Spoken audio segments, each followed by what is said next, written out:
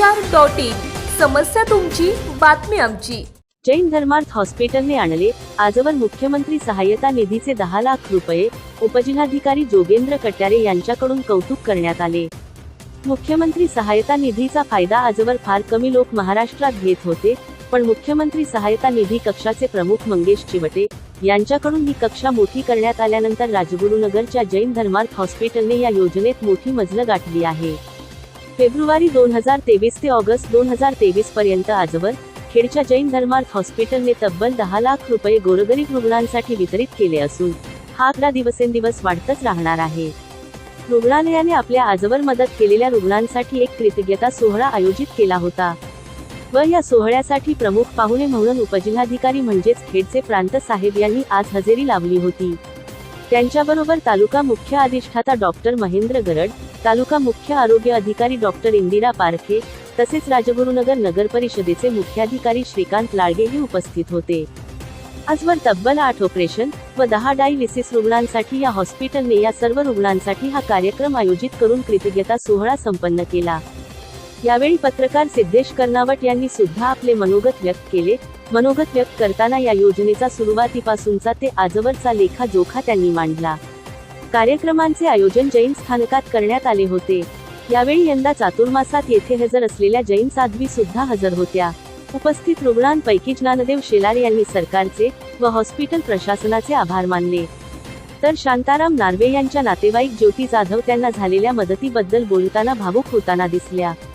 यावेळी सूत्रसंचालन चंदन खारीवाल यांनी केले, तर आभार प्रदर्शन कार्यक्रमाला रुग्णांच्या नातेवाईकांसह जैन समाजाच्या जवळपास सर्व प्रतिनिधींनी हजेरी लावली होती। जवळपास 1 तास चाललेल्या या कार्यक्रमात जैन धर्मार्थ हॉस्पिटल तर्फे यापुढे जर कोणाला उपचार घेण्यास आर्थिक चणचण असेल तर उपचारासाठी योग्य तो मार्ग काढला जाईल असे आश्वासन सुद्धा दिले गेले। यावेळी प्रस्ताविक जैन संघाचे माजी अध्यक्ष विजयकुमार भन्साली यांनी केले, तर भारतमाता पूज्य प्रमोदसुधाजी ट्रस्ट तसेच हॉस्पिटलचे अध्यक्ष संतोष बोथरा यांनी सुद्धा आपले मनोगत व्यक्त केले। भन्साळी यांनी ट्रस्टची घौडदौड सांगत संस्थेची कार्यपद्धती सांगितली, तर अध्यक्ष बोथरा यांनी आपले मनोगत व्यक्त करत हॉस्पिटलला महात्मा फुले आरोग्य योजना ही ग्रामीण भागातील रुग्णांसाठी कशी गरजेची आहे हे समजून सांगितले। प्रांत कट्यारे यांनी आपल्या भाषणात संस्थेचे कौतुक करीत पुढील वाटचालीस शुभेच्छा दिल्या, तसेच काही सूचना सुद्धा करत आपल्या अभ्यासू भाषणाने उपस्थितांच्या मनात घर केले। सिद्धेजी या सर्वांना वंदन करतो। मूळ मुद्दा असा आहे की खरं तर पहिल्यांदाच धन्यवाद देतो। माझं नाव व्यवस्थित आज बऱ्याच दिवसांनी माझं नाव व्यवस्थित झालं।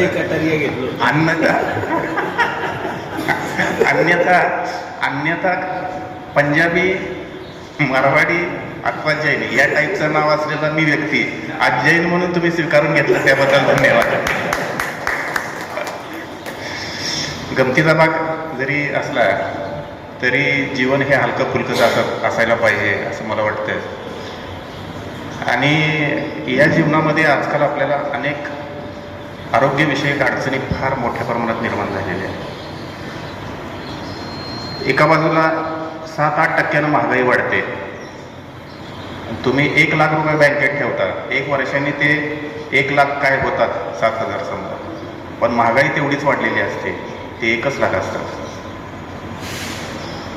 याचा परिणाम तुमच्या आमच्यावर होत नाही, पण याचा परिणाम त्या गरीब रुग्णावर होतो की ज्या वेळेस आज मेडिकलचे कॉस्ट अतिशय प्रचंड प्रमाणात वाढलेले आहेत। माझ्यासारखा व्यक्ती गेला तर मी खर्च करू शकतो, मला विमा मिळतो, साहेबांना सुद्धा मिळतो, परंतु हे सामान्य लोकांना शक्य होत नाही। ह्या सामान्य लोकांकडं कुणीतरी पाहणारं आहे याचं खरोखरच मला आज आनंद वाटतो। आणि हे पाहत असताना हे जातीपातीच्या पलीकडे जाऊन पाहायची जी वृत्ती आहे ना, ती कुठं मी बघितली तर ती ह्या समाजात मी बघितली, ती आज नाही बघितली तर खूप वर्षापासून मी बघतोय। म्हणजे तुमचं जे लिपलेट हे लावलेलं आहे, चिन्ह लावलेलं आहे, त्याच्यावर सुद्धा अहिंसा लिहिलेला आहे। अहिंसा लिहिलं आहे, आपण करुणा म्हणतो, करुणेचा एक भाव माणसामध्ये असतो, पण करुणा नुसती असणं आणि करुणेमध्ये दातृत्व असणं आणि दातृत्व असल्यानंतर त्याच्यातून सेवेचा भाव असणं, त्याचं जे जेनेटिक्स आहे ना, त्याची जीन्स आहेत ना, हे कदाचित असं मला वाटतं की जैन समाजात आहेत म्हणून त्यांच्याकडनं हे घडतं का काय असं मला या ठिकाणी नमूद करावंसं वाटतं। एक उत्तम उपक्रम आहे आणि आपल्या प्रत्येक उपक्रमाला माझा नेहमीच पाठिंबा राहील, यात काही वाद नाही. आमच्यानं जेवढं जमेल त्या पद्धतीनं आम्ही आपल्याला सपोर्ट करू. महत्त्वाची गोष्ट आहे की मीही आपल्याला विनंती करेन की कोरोनानंतर आपल्याला माहीत आहे की हार्ट डिसिजेसचं प्रमाण खूप मोठ्या प्रमाणात वाढलेलं आहे.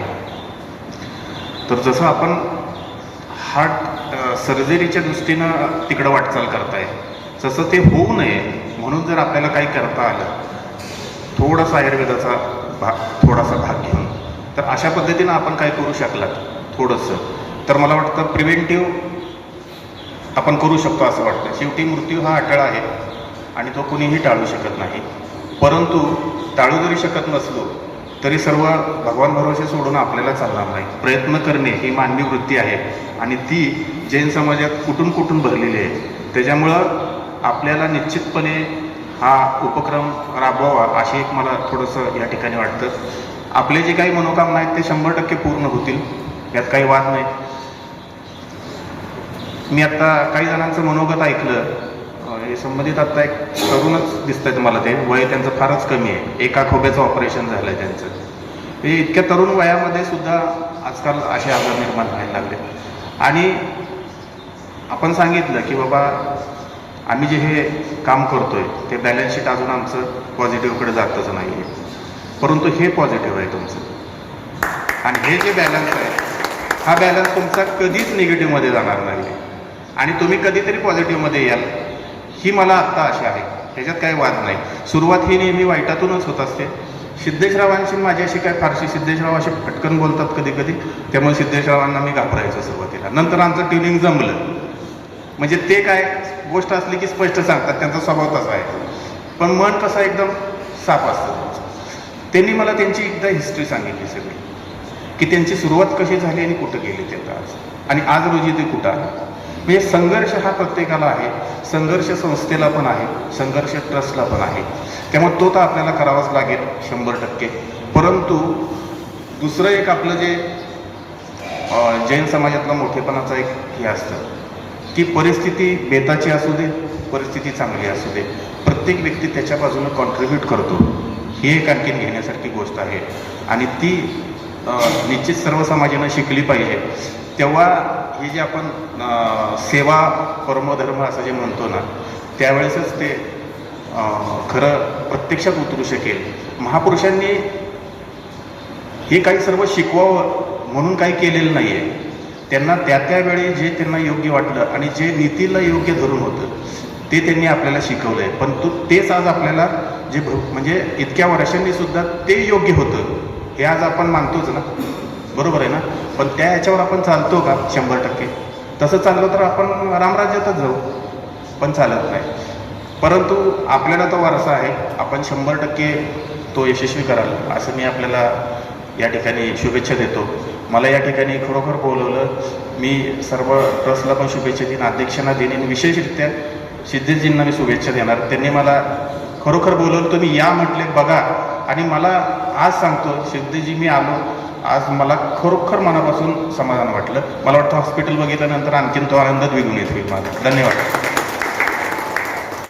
सर्वप्रथम मी आज एक गोष्ट सांगू इच्छितो की 1 वर्षभरापूर्वी मी हॉस्पिटलच्या कामासाठी लक्ष घालण्यास, म्हणजे मला संतोष काकांनी सांगितलं की बघ आपल्याला महात्मा फुले पाहिजे वगैरे वगैरे.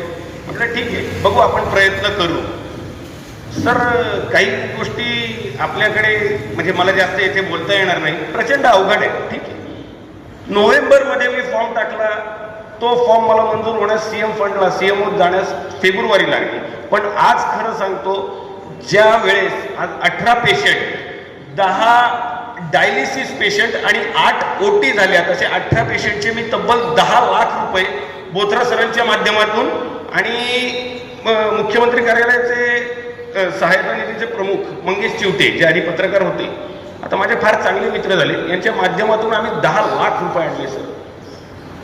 मगाशी सेलर म्हणाले की 1 खोबा झाला, 1 खोबा बाकी आहे. त्या 10 लाख किंवा त्याच्यातनं ते त्या एवढ्याशा मदतीतून होणार नाही. किंवा डायलिसिसचे 10 पेशंट असतील साहेब यांना मदत फक्त ते 6 ते 7 महिने. डायलिसिसचा विषय असा आहे, 1000 ते 1200 रुपये साध्या चॅरिटेबल ट्रस्टला खर्च येतो. त्याच्यानंतर बाहेर 1700 ते 1800 रुपये घेतात. तुम्हाला कल्पना असेल सर, तुम्ही फार मोठे डॉक्टर आहात. त्याच्यानंतर आम्हाला मिळतात 50,000. 50,000 त्याचा किती जाणार? त्याच्या वरचा खर्च हॉस्पिटल वेअर करतं, त्या रुग्णाकडनं काहीच घेत नाही. म्हणजे ते 6 ते 7 महिने फ्री होईल. त्याच्यानंतरचं काय सर? 2 वर्षापूर्वी माझा एक मित्र होता नामदेव कचरे म्हणून. नामदेवच्या मुलाला 13 वर्षाच्या मुलाला कॅन्सर होता, ब्लड होतं सर. मी त्या मुलासाठी 6 महिने प्रयत्न केले. केममध्ये त्याला घेऊन जायचो, केममधून आणायचो. नामदेव फार चांगला मित्र होता. नामदेवची बहीण आपल्याच हॉस्पिटलला नर्स म्हणून काम करते. सर दुर्दैव असं आहे, माणसाकडे पैसा नसला ना तो वाचवू शकत नाही त्याच्या रुग्णाला, किंवा त्याच्याजवळ कोणी असो, आई असो, बहीण असो, भाऊ कोणी असो. मग हे काम आपण जर आपल्याने जमतोय का थोडेफार करू नये?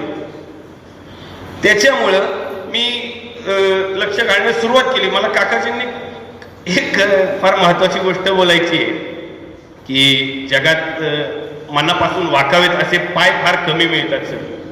ते आमच्या काकांचे पाय, की तिथं खरंच मनापासून वाकायची इच्छा होते आणि काहीतरी मागायची इच्छा होते की तुमच्याकडनं हा सल्ला हवा आहे किंवा याची गरज आहे मला, ते लगेच मिळतं आपल्या आनंदाने. आमचे बाकीचे सर्व वरिष्ठ पण समाजाचे सगळे तसेच आहेत. परंतु ज्या ठिकाणी मुख्य माणसाची गरज आहे ना तिथं ते बरोबर आहे. हे प्रत्येक माणसाला नाही जमू शकत की आपल्या सगळी कामं सोडून किंवा पूर्णपणे समाजसेवेला वेळ देणं. त्यांनी केलं. त्याच्यानंतर सर बऱ्याच वेळा पत्रकार असल्यामुळे निरनिराळ्या ठिकाणी फिरणं होतं. असे पेशंट बघितलेच सर. पैसे नसल्यामुळं घरच्यांनी विषय सोडून दिला. काळजावर जेव्हा कोणी दगड ठेवतं ना, फार मोठा दगड असतो. कुणी ना कुणी कोणाला ना कोणाला जन्म देतं, इतकी वर्ष सांभाळतं. मगाशी तुम्ही म्हणालात तो तरुण होता शेलार. तर माझ्याकडे 24 वर्षाचे 2 पेशंट आहेत डायलिसिसचे. 24 वर्षाचे. कारण काय, मला बॉडी बनवायची आणि ते जे काही त्याचे ते काय औषधं असतात, पावडर. आजच्या तरुणांना कसं सांगायचं की हे नाही, हे ठीक नाही. पण कधी कधी असं वाईट वाटतं की आपण असं पण गोष्ट पाहतो की ज्यांनी स्वतःहून आजार स्वतःवर ओढवून घेतलाय. ठीक आहे, काही गोष्टी नाही नंतर कळतात, परंतु तोपर्यंत फार उशीर झालेला असतो. आजवर जे झालं त्यासाठी मला मंगेश चिवटेंची फार मोठी मदत झाली. मंगेश चिवटेंनी माझा एक शब्द फक्त एकदा नाही म्हणाले एका रुग्णासाठी. म्हटलं साहेब मी बंद करतो, मला गरज नाही. मला दुसऱ्या तासाला फोन होता, आजपासून तुझी कुठली केस कॅन्सल होणार नाही याची जबाबदारी माझी. म्हणजे मुख्यमंत्री सहायता निधीचे CM होते मुख्य, फार उत्तम माणूस. आणि तिथला प्रत्येक माणूस आज माझा मित्र झाला सर. कधी कधी वाटतं की माणूस आयुष्यात काय घेऊन येतो? चांगलं बोलणं, चांगलं वागणं. आणि जर कोणाला चांगलं बोलणं मिळत असेल मला ते येतं, आणि त्यापासून मला फार चांगले चांगले उत्तम सहकारी किंवा सहकारी मित्र मिळाले. आमचे आदरणीय CEO सर पण माझे फार जवळचे मित्र झाले. लोक त्यांना मी तर फार त्रास दिलाय सुरुवातीला. पत्रकार म्हणून सर, सॉरी मी इथे आता पत्रकार म्हणून उभा नाही आहे, पण एक सर्वसामान्य माणूस म्हणून जर उभा असेल तर मी तुम्हाला एक विनंती करेन. मला माहिती आहे प्रांत साहेबांच्या त्या खुर्चीचं मोठेपण सुद्धा माहिती आहे आणि त्या खुर्चीचं मर्यादा सुद्धा माहिती आहे, कल्पना आहे सर. पण तरी पण एक विनंती म्हणून मी तुम्हाला सांगेन की सर, आमच्यासाठी तुम्ही तुमच्या लेवलवर महात्मा फुलेसाठी आणि आयुष्यमान भारतसाठी प्रयत्न करा. कारण मी फक्त 2 जणांचं उदाहरण सांगितलंय सर. सर काल एक 75 वर्षाच्या मावशी आल्या आमच्याकडे. त्यांना काहीतरी, आजी होत्या 75 वर्षाच्या, त्यांना काहीतरी पोटाचा वगैरे प्रॉब्लेम होता. त्या भिवंडीच्या होत्या. म्हटलं तुमचं रेशन कार्ड कुठलं? म्हटलं इथलंच भिवंडीचं आहे रेशन कार्ड. म्हटलं आधार कार्ड कुठलं? म्हटले भिवंडीचं. सर प्रॉब्लेम असा आहे की जर तुम्हाला जिथं ऑपरेशन करायचं असेल तिथलं तहसीलदार दाखला द्यावा लागतो. हा रूल आहे, हा प्रॉब्लेम नाही आहे, हा रूल आहे. त्यांना मी म्हटलं मी तुमच्यासाठी प्रयत्न करतो. आमच्या मसे मॅडम पण इथं बसलेले आहे, कायम मला लहान भाऊच म्हटलं. सर मी त्यांना एक शब्द बोललो, म्हटलं मी प्रयत्न करतो. त्या 4 वेळा हात जोडून गेलाय. म्हणजे आपल्याकडची जी सिस्टीम आहे ना, आता कुठं बदलायला सुरुवात झाली आहे. काही काळापूर्वी हे होत नव्हतं, हे घडत नव्हतं.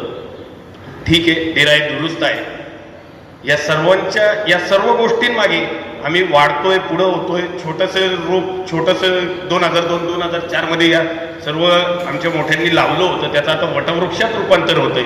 मी फक्त एवढीच विनंती करेन, छोटीशी मागणी आहे आमच्यासाठी वरती. आपण गरड सर, आपण फार महत्त्वाचे आहात यासाठी. सिटी स्कॅन आपल्याकडे चालू होते पुढच्या काही काळात. आपल्याकडे सिटी स्कॅन सुद्धा चालू होतोय सर, अगदी फार छोट्या याच्यात आणणाऱ्या, कमी याच्यात पैशात आपण रुग्णांना सेवा देणार आहे. विनंती करेन की आम्हाला महात्मा फुलेसाठी मदत करा.